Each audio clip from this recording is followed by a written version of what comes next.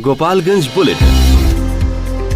Unlock होने के बाद से जिले में कोरोना संक्रमण का दायरा लगातार फैल रहा है। हर दिन नए इलाके से संक्रमित मरीज पाए जा रहे हैं। शुक्रवार को जिला मुख्यालय में एक दवा दुकानदार सहित 26 लोग कोरोना से संक्रमित पाए गए। नए संक्रमित लोग के मिलने के बाद जिले में कोरोना संक्रमण का आंकड़ा बढ़कर 315 पहुंच गया है। शुक्रवार को संक्रमित मिले सभी 26 लोगों को चिकित्सकीय टीम ने आइसोलेशन वार्ड में शिफ्ट कर दिया है। पिछले 10 दिनों से कोरोना संक्रमण प्रवासियों से बाहर निकलकर आम लोगों तक पहुंच गया है। इस बीच संक्रमित मिले कई लोगों का चेन नहीं मिलने से प्रशासन इस बात को लेकर आशंकित है कि कहीं इसका प्रसार समुदाय स्तर पर तो नहीं होने लगा है। ऐसे में प्रशासनिक देखरेख में रैंडम सैंपल कलेक्शन का कार्य भी किया जा रहा है।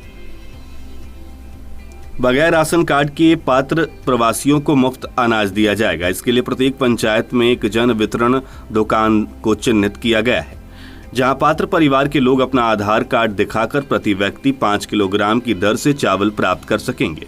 पूरे सदर अनुमंडल में 3445 परिवारों की सूची संबंधित जन वितरण दुकानदारों को उपलब्ध करा दी गई है। एसडीपीओ सदर उपेंद्र कुमार पाल ने इस बात की जानकारी देते हुए कहा कि मुफ्त अनाज प्राप्त करने के लिए पात्र परिवारों को अपने परिवार के सदस्यों का आधार कार्ड दिखाना होगा। इसके अलावा राशन कार्ड से वंचित अनुमंडल क्षेत्र के 396 गरीब असहाय परिवारों को प्रति व्यक्ति 5 किलोग्राम चावल उपलब्ध कराया जा रहा है। अब जिला मुख्यालय में एलईडी लाइट लगाए जाने की संभावनाएं प्रबल हो गई हैं। इसके लिए सूबे के प्रत्येक नगर निकाय में एलईडी लाइट लगाने के लिए तैनात की गई कंपनी ने सर्वेक्षण का कार्य भी पूर्ण कर लिया है। जल्द ही जिला मुख्यालय में एलईडी स्ट्रीट लाइट लगाने का काम आरंभ हो जाएगा। नगर विकास विभाग ने सभी नगर निकायों के एक ही कंपनी को एलईडी लाइट लगाने का काम सौंपा है। काम शुरू होने के साथ ही शहर की गली मोहल्ले में एलईडी लाइट की रोशनी से रोशन होने लगेंगी। लॉकडाउन और कोरोना संक्रमण के बढ़ते दायरे को लेकर जिले के कई प्रमुख शिवालयों में इस साल सावन में जलाभिषेक नहीं हो सकेगा। बैकुंठपुर के सिंहासनी में स्थित ऐतिहासिक धनेश्वर नाथ मंदिर में भी इस बार सावन में श्रद्धालु जलाभिषेक नहीं कर सकेंगे। इसके साथ कोरोना महामारी को लेकर यहां लगने वाले श्रावणी मेले का भी आयोजन नहीं होगा। शुक्रवार को धनेश्वर मंदिर परिसर में एसडीओ उपेंद्र पाल की अध्यक्षता में हुई धनेश्वर नाथ मंदिर न्यास की बैठक में यह निर्णय लिया गया। कोरोना काल के कुछ समय तक नरमी के बाद बरसात की शुरुआत के साथ ही एक बार फिर से सब्जियों के दाम आसमान छूने लगे। ऐसे में लोगों की थाली से सब्जी गायब होने लगी है। और तो और करेला भिंडी का स्वाद भी लोगों को कड़वा लगने लगा है। पिछले 5 दिनों में अचानक सब्जियों के दाम में हुई बढ़ोतरी से आम और खास दोनों वर्ग के लोग परेशान हो गए।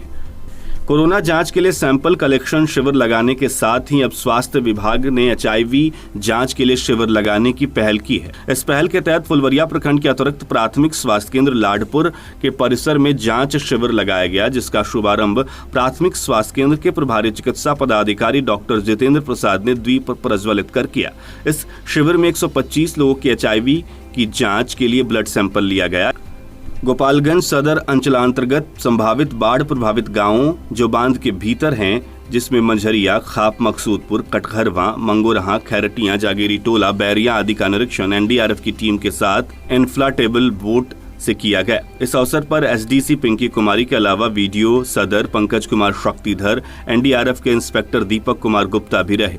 कटघरवा के पास परकोपाइन का निरीक्षण किया गया। परकोपाइन ने गंडक नदी के जलधारा को गांव से दूर मुख्य धारा में मोड़ दिया है। नदी में जल अभी बहुत कम है। तटबंध सभी जगह सुरक्षित है। इसकी जानकारी सीओ विजय कुमार सिंह गोपालगंज सदर ने दी।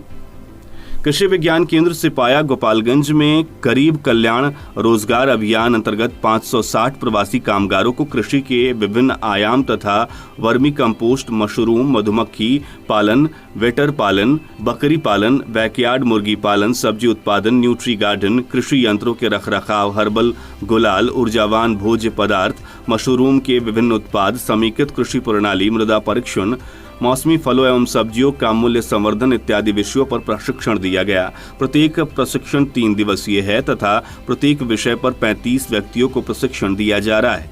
जो व्यक्ति पहले अपना नामांकन तथा अभिरुचि देंगे उन्हें प्रथम प्रशिक्षण दिया जाएगा। तथा प्रवासी कामगारों से अनुरोध किया गया है कि शीघ्र ही अपना नामांकन तथा अभिरुचि कृषि विज्ञान केंद्र सिपाया में आकर करा ले, ताकि यथोचित समय पर उन्हें दूरभाष द्वारा सूचित किया जाए और वे 3 दिन कृषि विज्ञान केंद्र में प्रशिक्षण प्राप्त कर सकें।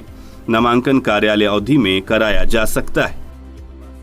बाबा भूतनाथ विश्व शांति सेवा संस्थान बड़वा आश्रम बलिसरा में प्रत्येक साल होने वाले गुरु पूर्णिमा के पावन मौके पर नौवाह यज्ञ मेला का आयोजन इस बार नहीं होगा, जिसमें 9 दिनों तक लाखों की संख्या में लोगों को भंडारा में भोजन कराया जाता था तथा सभी धर्मों के संतों और वक्ताओं के द्वारा प्रवचन का कार्य किया जाता था। साथ ही बच्चों के क्रीड़ा के लिए झूले भी लगाए जाते थे। ये सभी कार्यक्रम वैश्विक महामारी कोरोना को देखते हुए स्थगित कर दिया गया है। साथ ही 5 जुलाई 2020 को गुरु पूर्णिमा के दिन पूर्व परंपरा के अनुसार राष्ट्र ध्वज फहराकर नमन वंदन करते हुए इसका समापन सोशल डिस्टेंसिंग का ख्याल रखकर किया जाएगा। इसकी जानकारी अध्यक्ष बाबा भूतनाथ विश्व शांति सेवा संस्थान बड़वा आश्रम बलिसरा गोपालगंज के शंभुनाथ साधु ने दी।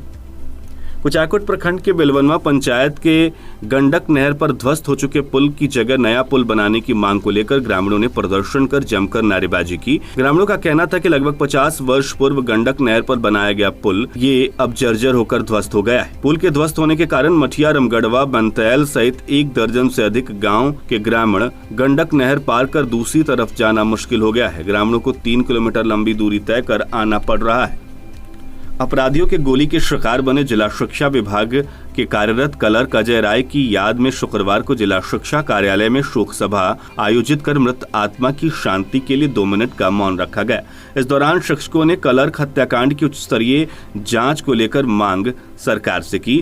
शोक सभा में अपने संबोधन में बिहार पंचायत नगर प्रारंभिक शिक्षक संघ के जिला संयोजक प्रकाश नारायण ने कहा कि क्लर्क अजय कुमार राय की हत्या एक सोची समझी साजिश है। ऐसे में पुलिस पूरे घटना की उच्च स्तरीय जांच करे, हत्यारों को गिरफ्तार कर पीड़ित परिवारों को न्याय देने का कार्य करे।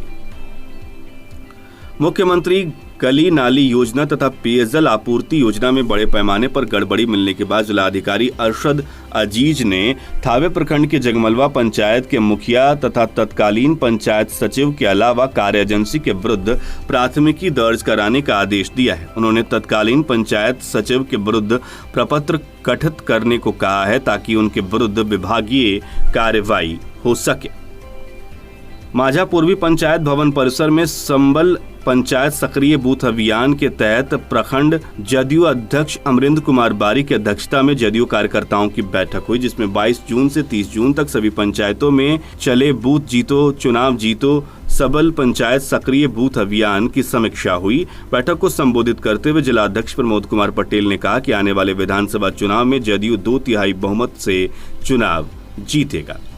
भोरे में जमीन दिलाने के नाम पर 17 लाख रुपए की ठगी करने के मामले में उत्तर प्रदेश के एक व्यवसायी ने भोरे के एक व्यवसायी तथा इनके भाई के खिलाफ प्राथमिकी दर्ज कराई है। प्राथमिकी दर्ज कराने के बाद पुलिस मामले की जांच पड़ताल में जुट गई। भोरे बिंगारी मुख्य पथ पर थाना क्षेत्र के खदही गांव के पास हादसे में एक ऑटो चालक की मौत होने के मामले में मृतक की पत्नी ने अज्ञात बोलेरो चालक के खिलाफ प्राथमिकी दर्ज कराई है। पुलिस बोलेरो चालक की तलाश कर रही है। मृतक 45 वर्षीय वीरेंद्र गुण बताए जा रहे हैं। जादवपुर थाना क्षेत्र के जादवपुर बाजार में 2 पक्षों के बीच हुई मारपीट को देखकर झगड़ा छुड़ाने गए एक कपड़ा व्यवसायी पर कुछ लोगों ने लोहे के रॉड से हमला कर उसे गंभीर रूप से घायल कर दिया। इस घटना में आसपास के लोगों ने घायल कपड़ा व्यवसायी को इलाज के लिए सदर अस्पताल भर्ती कराया। घायल का बयान दर्ज कर पुलिस मामले की छानबीन कर रही है। घायल कपड़ा व्यवसायी मोहम्मद जावेद रजा बताए जा रहे हैं। कुचायकोट थाना क्षेत्र के दलही गांव में गुरुवार की शाम घर के पास बैठकर शराब पीने का विरोध करने के बाद कुछ लोगों ने चाकू और फरसा से हमला कर एक परिवार के 8 लोगों को घायल कर दिया। इस घटना के बाद ग्रामीणों ने सभी घायलों को इलाज के लिए प्राथमिक स्वास्थ्य केंद्र में भर्ती कराया, जहां सभी घायलों की हालत गंभीर देखकर चिकित्सकों ने सदर अस्पताल रेफर कर दिया। घायल का बयान दर्ज कर पुलिस मामले की छानबीन कर रही है।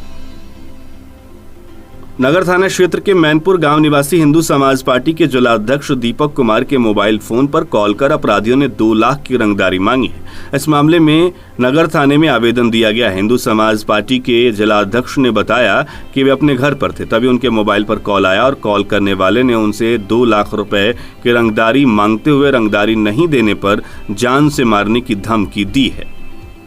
यूपी से प्याज लेकर बंगाल जा रही ट्रक माजागढ़ थाना क्षेत्र के कोयनी खानटोला के समीप गुरुवार की रात्रि अनियंत्रित होकर पलट गई, जिसमें ड्राइवर और खलासी बाल बाल बच गए।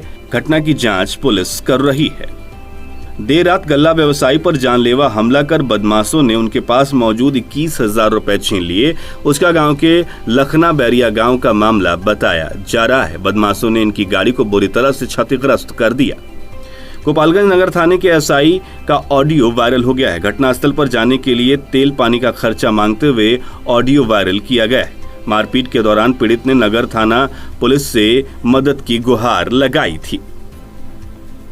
गिट्टी व्यवसायी के ऊपर अंधाधुंध फायरिंग मामला में पीड़ित गिट्टी व्यवसायी ने 4 अज्ञात अपराधियों के विरुद्ध थाने में प्राथमिकी दर्ज कराई है। हथुआ के बरुआ कपरपुरा गांव का मामला बताया जा रहा है। युवती के साथ सामूहिक दुष्कर्म घटना में 1 सप्ताह बाद एक भी आरोपी गिरफ्तार नहीं किया गया है। बताया जा रहा है कि 5 युवकों ने इस वारदात को अंजाम दिया था। अब तक सिर्फ 1 आरोपी को पुलिस गिरफ्तार कर सकी है। बरौली के रूपन छाप का मामला बताया जा रहा है। दहा नदी में डूबने से एक युवक की मौत हो गई। उसका गांव के डुमरिया में यह हादसा हुआ।